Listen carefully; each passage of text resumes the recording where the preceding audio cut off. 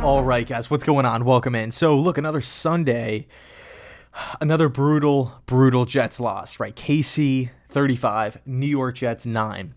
Let's be honest for a second, okay? Jets fans wake up every single Sunday morning with a sense of readiness. They're prepared, right? They're prepared to watch this team get eviscerated by each and every opponent that they play on a week-to-week basis. Think about that for just a second.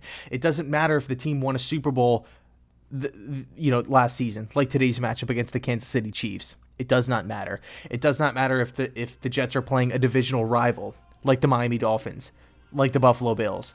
It does not matter if the Jets are playing a team with a horrible coach, with injuries all around, right? No starting quarterback, no backup quarterback, no edge rusher, no wide receiver one, no running back one, like the Denver Broncos on prime time. It does not matter who this Jets team plays, they will get their doors blown off. That's been the case the entire year. 7 out of the 8 weeks, or really 8 games that this team has played, they have gotten embarrassed.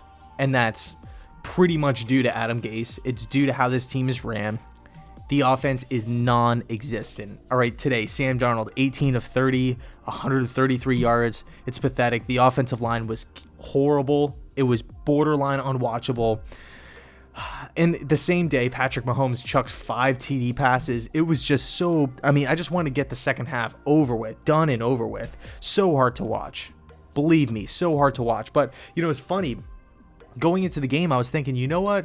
It's going to be interesting and somewhat comedic to kind of watch this game unfold, because on one sideline, you have Andy Reid, right? A highly thought of guy. Players love playing for him. Innovative. Everything. When you think of offensive football, you don't think about the Patriots. You don't think about the Pittsburgh Steelers. You kind of think about Baltimore, but not really. You don't think about Tennessee. You don't think about Cleveland. You think of the Kansas City Chiefs.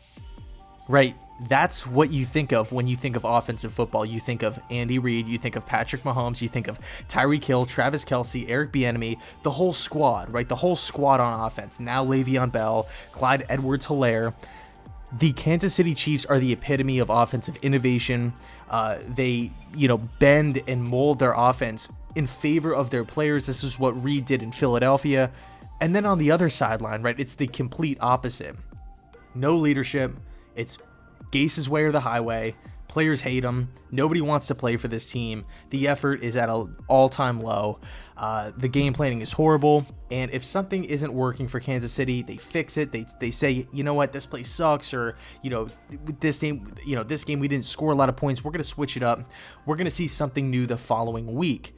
With the Jets team, it does not matter how bad the team does. It doesn't matter if they literally put up 0 points. We're going to be doing the same thing over and over and over and over again, and it's sickening. It truly is sickening.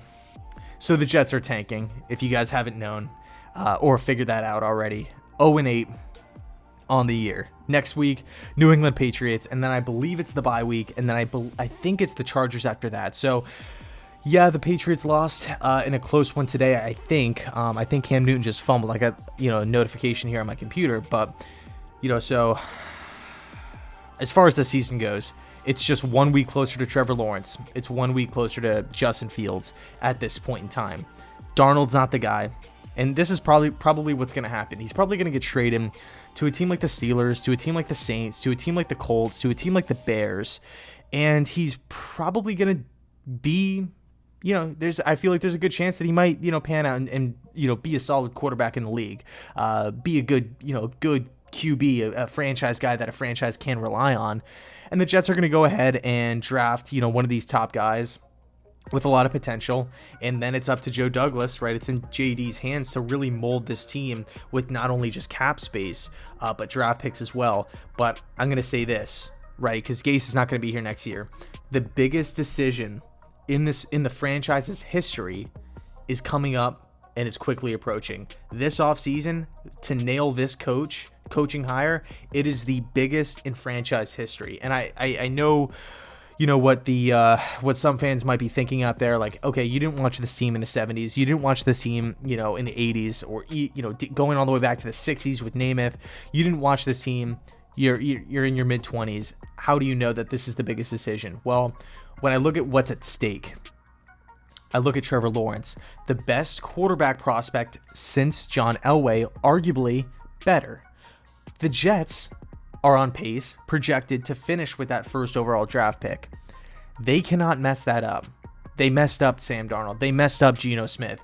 Mark Sanchez didn't really pan out. Christian Hackenberg I don't think he's in the league. Bryce Petty didn't work out. Chad Pennington, I love him. And yeah, he was a franchise quarterback for a couple years now, but I mean, I'm rambling at this point. Bottom line is this. Joe Douglas needs to get this hire right. He needs to. It's everything falls on Joe Douglas's shoulders. If he gets this hire wrong, if it's another lame duck hire like Todd Bowles that can't manage the clock, doesn't know when to use timeouts, doesn't know situational football, doesn't know, no input on offense. If it's another Adam Gase, players hate him, nobody wants to play for the team. It's the same thing. It's running your head into a brick wall over and over and over again, just continuously, with no sense of self-awareness. There's no sense of accountability at all. The accountability with this Gase New York Jets team is so low. I would probably say it's zero. Nobody takes accountability. I'm shocked that Dowell Loggins is calling plays. Shocked. Right, and honestly, just imagine this. Imagine if Loggins took over, before Sam Darnold got hurt and, all these different players got hurt. But, the bottom line is this. The Jets were a horrible team going into the year. Everybody knew that. I don't think anybody thought that they were going to be this bad. I was kind of thinking 4 to 6 wins, 6 on the high end, 4 on the low end. But, man, I'm looking at this season, I feel like 2 is the absolute ceiling for this team because we have a lot of tough games left to play. It's bad. But you know what? Then again, everybody knew that this was going to happen today. The line was like 20 points or 21 points or something like that. Something nuts. So not shocked. It is what it is.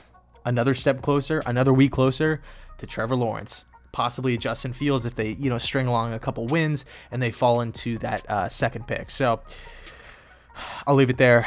Let me know your thoughts down below in the comment section. As always, thanks so much for watching. I'm sorry about this team, man. I'm sorry. Go Jets.